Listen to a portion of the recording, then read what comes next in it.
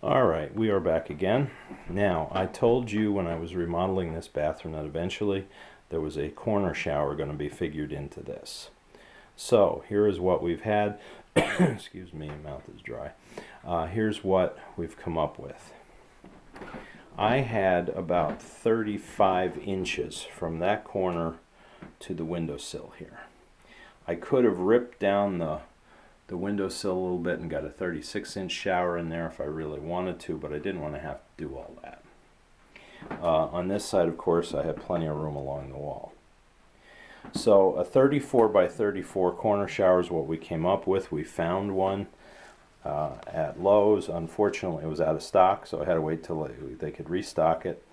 This is just the base, obviously. The rest of the kit. It's got two wall pieces, and then it's a semicircular sliding glass door that opens with it. So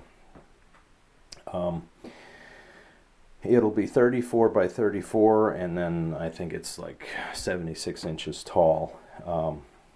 Two PVC back panels, and then, as I said, the glass door. So I have to assemble all that. But before I can do that, as I've told you many times before, with remodeling you always run into a problem you don't expect. This is a my bad situation. When I ran my plumbing down below this floor, figuring that I'd run my supply lines and drain lines along the ceiling in the corner of the room down there, you've probably seen that on some of the other videos, and then I would just box it off, I made an error. I assumed, and I shouldn't have because the difference is significant, that this wall sat right over top of the second floor wall where I was working. So I was going to run it right into the corner downstairs and then right up through the floor, and then just drill into the plate enough to be able to get my pipes up through. The problem is, this is not a weight-bearing wall here. The wall that lines up with the one downstairs is this one right here. And this room is about, I think, 9.5 feet wide. The hallway down there is about 7.5 or something. It's a little over 2 feet difference. I didn't realize that until I was working. Now, that was my bad. I realize that. In more modern construction, you wouldn't see these offset walls because this is barn frame construction, so they don't have to stack walls on top of walls like they do with regular studded construction. So, what I ended up with, let me see if I can pull this up easily here. And this is fairly light duty, this base. As you can see, I think it'll work. It's just a thin piece of PVC, and then it's got a stiff styrofoam backing to hold it in place. But what resulted was, that's the corner downstairs. I couldn't just run my pipes through the beam here, because that would have taken me about 2 feet into the bedroom ceiling downstairs, and I'd have had no way to really get at it unless I wanted to rip up all these floorboards, and that I did not want to do. And I really didn't want to drill a 3-inch, 2.25 or whatever inch hole I'd need to get the drain line through, and then 2 more holes to get the 1/2-inch lines through. Didn't want to have to do that. So what I did is I popped up here, ran along the floor, came over to here to this wall, which is going over into that sink into the next room that I was just telling you about, and I'll show you that in a minute, and ran my lines that way. Now, as a result, what I'm going to have to do is I'm going to have to build a platform here to put the shower base on. So it'll raise the shower up another, I don't know, 4 inches or so. I'll probably use 2x6s. I don't think 2x4s are going to work. Stand them on end, and then put a piece of 3-inch plywood over, or excuse me, 3/4-inch plywood over top to make a good solid base for the shower, and then build up from there. The other thing that was a little tricky was when I'm doing my plumbing here, I had to figure out how or exactly where the drain line was going to come down through. Because we didn't have the shower, because it was on back order, I had to guesstimate. I saw online the diagram that showed the specs of where it was supposed to be. It was supposed to be 12 inches from each wall there. So I measured that, measured that, and planned on putting my elbow for the 2-inch there for the shower drain right there. I think I'm pretty close. I think it'll work. You saw it sticking in the hole when I had the thing there. But that was a little unnerving because I realized with gluing everything together, if I'm off by too much, the shower drain won't line up with the pipe, and then I'd be messed up. Now the other thing too is typically under a shower you've got a trap to catch the water, the water that comes from the shower, and to block it off from any kind of sewer gases coming up through your shower drain. Of course you don't want that. The only open pipe you want anywhere in your plumbing drain layout that doesn't have a trap with water in it is your vent pipe that's going either up through the roof or outside. And if you remember when I did this, you can see in the back corner there's the vent pipe going out through the wall and outside. So the only place sewer gases from the septic tank can go is up through that pipe and outside of the house. That's what you want. So what I ended up having to do is put the trap down lower instead of right under the shower. It's actually following that 2-inch pipe down, and then it's below the floor right next to the ceiling down there. But the trap is in place. It's full of water. So that's why I could leave this open like this even though I didn't have a drain hooked up, because there were no sewer gases to come up through. Of course there's a trap in the other sink, so there's no problem with that. Now the other thing that I've got to do here with prepping this for the shower, I stubbed off these 2 supply lines, and what I'm going to have to do is I'm going to have to cut those caps off and then run it up through into, pull this out and show you here. This is the valve for the shower faucet. That's got to go back in the wall, and I've got to determine the height with that. The shower panels have some scalloping in, so I've got to find the right height where the panel sits flush against the wall so that the shower faucet can sit with the trim ring so that no water can get down behind and cause a problem. But basically I've got cold water on the right, hot water on the left. I'll have to run my PVC fittings, and then here's your gooseneck that's going to go up, and I'll punch a hole through there and have it come out for the shower head. If you look, most showers, you'll see, most tub shower units and showers, very often the shower head is actually above the unit. It comes out through the wall, comes out through the drywall, and that's okay because that's basically dry up there. Unless you get kids splashing the ceiling in the shower, it's not going to be a problem. So, but that's got to happen there. I've got to determine that before I put that in. Again, because I didn't have the shower here to see the shower walls, I wasn't sure of the proper height, and also I wanted to make sure, I had 34 inches, so I got to figure out where it's going to go on the wall there too, so that it's not sticking out too far, against, you don't want your faucet, your shower faucet, right against your door. But on the other hand, I also have this 3-inch beam here that's sort of right in the way, but I can't do anything about that. That's about on center for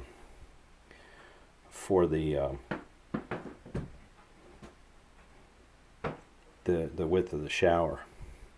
And I can't just take this out because I need the support for the wall on the other side. You'll see that in a second. So again, this is remodeling. You have to do it on the fly.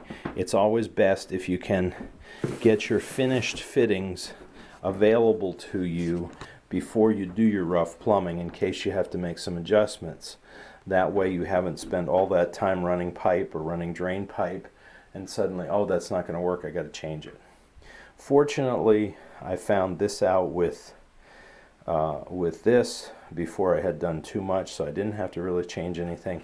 One of the things I did was I ran my plumbing from the sink back towards the final hookup with the drain lines and the supply lines. So, and just like I told you with doing electric work, you always work cold to hot. You know, you work farthest away from the panel box and work your way to the panel box so that you're not accidentally working with live wires. Same thing applies in my mind. I don't know if other plumbers would agree that with remodeling, especially with remodeling, might not be a big deal with new construction. You start at the source where you need to drain, where you need the supply lines, and work your way back to your main feeds, to your main drains and your main supply pipes. So that's what I did. So I didn't have to redo everything even after discovering this mistake. All I had to do was add some extra pipe, and this T would have that would have been down below the floor, but I still would have needed it. But other than that, it was just a couple extra fittings to make it work. So, and the sink is operational now, and I know that the drains work and they don't leak. So the only fixture that has to go into this remodel yet is the tub, or the shower, I mean. The shower has to be assembled and put in place. And once that's done, then essentially everything except the cosmetics are finished. So that's what's got to happen with the tub here. And what I'm going to do is I'm going to take this drain out to my shop, get a piece of plywood, trace the outline so I know exactly what size I need. I'll cut a few pieces of 2x6 and I'll kind of assemble it in place, I think, up here. That way if I have to make any little adjustments, I don't need to scrap anything and start over. With as expensive as wood prices are these days, you don't want to waste anything. So yes, let's go Brandon. We know that's the problem here. So at any rate, that's where this stands. Let me come back to you in a bit with the next phase here. I'll show you the sink that we've added, and that's all part of this project. Okay, update where we are in the shower. First of all, as you can see, I did build a platform underneath. It's not permanently in position yet. 2x6s and 3/4 inch plywood that brings it up high enough that I can get my plumbing underneath it, which is what I needed. And as you can see, I also got one piece of drywall in place behind the back wall. That's 1/2 inch moisture resistance. That's why it's purple. I can't put the other piece on yet because I have to finish the plumbing here in the channel. What I found I need to do, now that I do have the shower to work with, I need to put my faucet right about here. I have it marked, and my gooseneck is going to be up there a bit for the shower head coming out. Shower head coming out of the wall. I'll show you that when we get to it. Now, with this height coming up here several inches, this shower faucet location seems kind of low, and according to the instructions with the faucet, typically in a shower the height of the faucet is 45 to 48 inches from the shower base. I can't do that because of the way the shower panels are sculpted. They aren't just one flat piece that runs up the wall. They come out with indentations into the into the shower area, and right at 45 inches or 48 inches there's one of those that bulges out. So I couldn't get my faucet on there flat. You want it to be flat against the back surface so that there's no water can leak down in behind and cause you trouble. So I had two choices. I could either put it at about 39 inches, or I would have had to bring it up to 52 inches at a minimum. I thought that would be too high. So it's not standard. This is remodeling. Nothing is ever standard. But it will work. It'll put the faucet down a little lower for a tall person, but it's still usable. Now, another thing that I have to do here, and I'll show you that in just a second, those panels. Another thing that I have to do here is when I put my valve in here for the faucet, as you can see here, I've done a little bit of Oops, sorry, I've done a little bit of work on it. I put the female adapters in, ready to put the PVC on. When I put that in here, like so, I'm going to need some access to it. Typically, you never completely bury a shower faucet that you can't get at it in case you have trouble, or in case down the road somewhere you have to replace it or want to replace it with a different faucet. So once I put that in here and put a piece of drywall over it and then put the shower shell, the wall shell over that, I won't be able to get at that anymore without ripping everything back out. Well, that's not going to work. So what I've got to do, and I can do, it's worked out okay, is I'm going to cut an access hole here through the back side of this wall, and I'll show you where that comes out in just a second here. So let me come back to you with both of those other things I wanted to show you. Okay, so here is the shell for half the wall for the back walls of the shower. As you can see, I haven't put it in yet. And from the floor up to about 45 to 48 inches is right here where this bulge sticks out. Well, the escutcheon is bigger than that, so I won't get it tight. So I either have to put it up here higher, which is like a minimum I said of about 52, or I bring it down here at about 39. And I think that'll work better doing it that way than having it way up high here, because you can see the top of this is 62, so, or 72, excuse me, 6 feet. So putting it up this high I don't think is going to work. And also you can see on this scalloping they've got little shelves to put shampoo and stuff too, so that makes it kind of nice. Alright, let me show you the other thing I wanted to show you. I'll be right back. Okay, I'm over here with the sink. From the previous videos you saw that this is the wall that joins where the shower is. And remember we put, oops, zoom back a little bit there so you can see better. Yeah, I put the 3 shelves up there. You can see I've already put some things up there. That access hole will be right about here. It can be cut right about here underneath this first shelf. And here's the, you can see where the screw is here. That's where the stud is there. So it'll be somewhere right around in here where that access hole will be. Now what I'll do is I'll put a trim piece over it, some kind of a, I don't know, I won't probably do it out of drywall because that'll wear badly. A piece of wood or something like that will paint and just screw it into place. I'll never use it if I don't need to, but it's there for emergencies, or if, like I said, somewhere down the road I decide I want to change out that shower faucet, I can get in at it to be able to do that, or if there should be some other problem. But yeah, that access will work for us.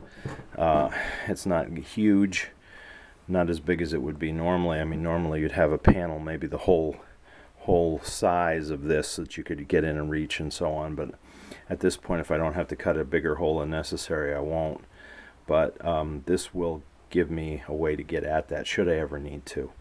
So just keep that in mind if you're ever going to install a shower. You do want to have an access port either on the side or behind where the valve is in the wall so you can get at it, so you don't have to rip anything permanent out to do that. Okay, I'll come back to you. Okay folks, well, we're progressing here with the rest of the rough plumbing for the shower. As you can see, what I've done is I've now tapped into the lines that were coming up to the sink over there, and now I've run the cold line up to the valve. The hot line jogs over and up also to the valve. I have them marked. As you can see, I put the valve in the wall. I think that's about where it needs to be.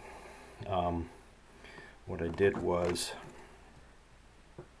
put this board, a piece of scrap board in here to have some kind of a backing to mount the valve to, so it doesn't wiggle around in there. It's good and solid.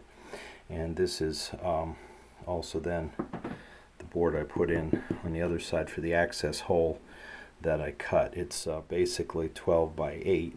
It's not huge, but it's enough to get in there to work if you needed to.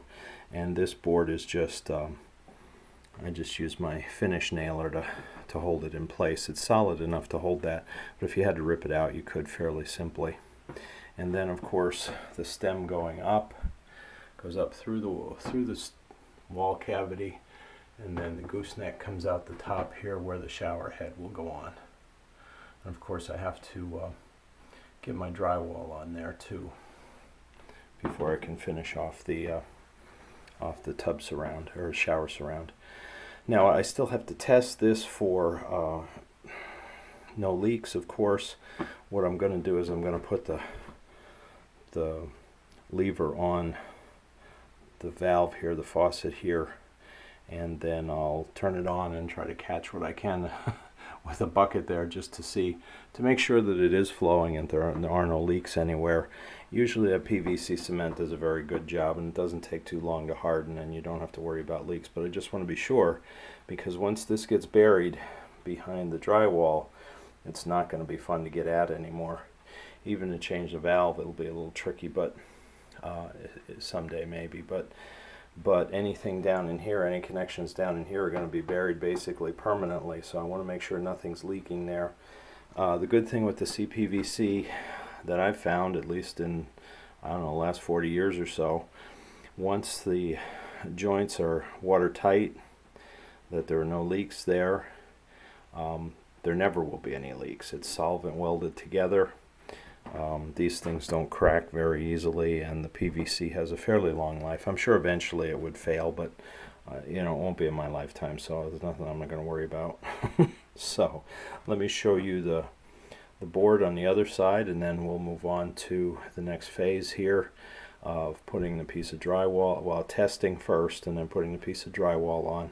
Then put the shower base in permanently in the drain, and then we do the walls. So it's going to be a multi-step process yet with this particular unit. Again, I couldn't use a single piece fiberglass unit up here because there's no way to get it up a narrow stairway. Even the windows wouldn't be big enough to try to bring it in through the windows. So I had to get a kit that pieces together, because I could bring flat pieces up. So that's going to be a little extensive to put together, but hang in there. As you can see, it's just a piece of thin T111 that I cut, a scrap piece, because I figured what's going to happen here anyhow is it's going to be painted or somehow covered up a bit better. It's just to close up the wall, but you have to do it in such a way so that if you need to open it back up again, you can get at it. I don't want to permanently seal it shut. And I didn't use drywall because I figured that wouldn't be as solid a cover to place on here, plus a few times screws in and out of drywall, it wouldn't hold anymore anyway. So hopefully we won't have to do that, but should you have to, at least it'll keep. And if you're doing something like this, you can use whatever you want. I mean, if you want to have something fancy, go for it, you know, and maybe eventually something will replace this. But for right now, this will do the trick. I paint it white to match the wall. It won't be that noticeable. Yeah, somebody working here at the sink will notice it, but it's not a big deal, and it solves the problem of being able to have access to the plumbing. So that's why I did it. All right, I'll come back. All right, I have checked for leaks, and the water is turned back on. There are no leaks in the plumbing anywhere in the PVC. And I have temporarily attached the shower nozzle here to test it. As you can see, there's no water coming out right now, which is the way I need to keep it until I can get, you know, everything assembled. Obviously I don't want water to come out when you're not using the shower, but I'm good to be able to work here is what I'm saying too. There's nothing is bleeding through the valve up the stem. So the handle isn't permanently attached yet. I'm going to try to do this if I can one-handed just to show you. That will go on there. This is the control that's on temporarily. I'll be taking that back off before I put the escutcheon on after the drywall and the shower wall is up. But I'm just putting this on to show this handle doesn't pull out, it spins. So if you, let's see if I can do this without that bucket falling. So if I turn it just a short distance, what's coming out of there is cold water. And then I can turn that off. And then when I spin this all the way around to here, there you've got your hot water. Or I can go halfway and get both. I just don't want that bucket to come falling down while I don't have a hold of it. But as you can see, there's fairly good volume going up there. I haven't put the shower head on to see. Again, you're on the 3rd floor here. You're pushing water from a well that's a well pump that's 60 feet in the ground, so that doesn't seem too bad to me considering the distance. Against gravity, that well pump has to push this water all the way up here. Well, not just the well pump, but with the pressure tank and so on. But still, this will be adequate for volume for this 3rd floor bathroom. I didn't have to step anything up or add another pressure tank or what have you. There's some setups I've seen where they want you to put another pressure tank next to the hot water heater, and I didn't get into all that. So we'll see how it works, but so far so good. Now, oops, that's not permanently fastened up at the top there. I don't know how much I'll do with that. There isn't much pressure on that. There is an escutcheon that slides over the outside of the tube there that'll go against the drywall, so it'll sort of hold it in place that way. And then once the shower head's in use, it won't get, handled too much. So I don't think I need to fasten that gooseneck there at the top, that it's permanently in place. So, and I didn't want to rip any more of this darn old plaster and lath out if I could help it. So here we are. We are good so far in this, considering all this adjustment we had to make because of the wall offset. So now I have water, hot and cold water, fully to this bathroom and also to the sink in the other room. So that's another phase of victory in this project. So now it's just a question of finishing off the wall and putting the shower assembly together, hooking up the drain, and then we should be good to go. Yeah, there's a lot more work to do in this bathroom, like the rest of the walls and the ceiling and so on. But the mechanicals are what was most important. We wanted it to at least be functional, if not finished, decorative at this point. But if we can get it to be functional and safe, that's phase 14 or wherever we are in this whole project. But we'll come back with the final decorating touches, or the final finish touches, I should say. And then this room will be completely transformed. So I will come back to you when I'm putting the base in place permanently and the drain, and then by then the other piece of drywall will be on too. I don't think I need to show you doing that because you've seen drywall being put up before. There's nothing special about that. So I will come back when the next phase is done.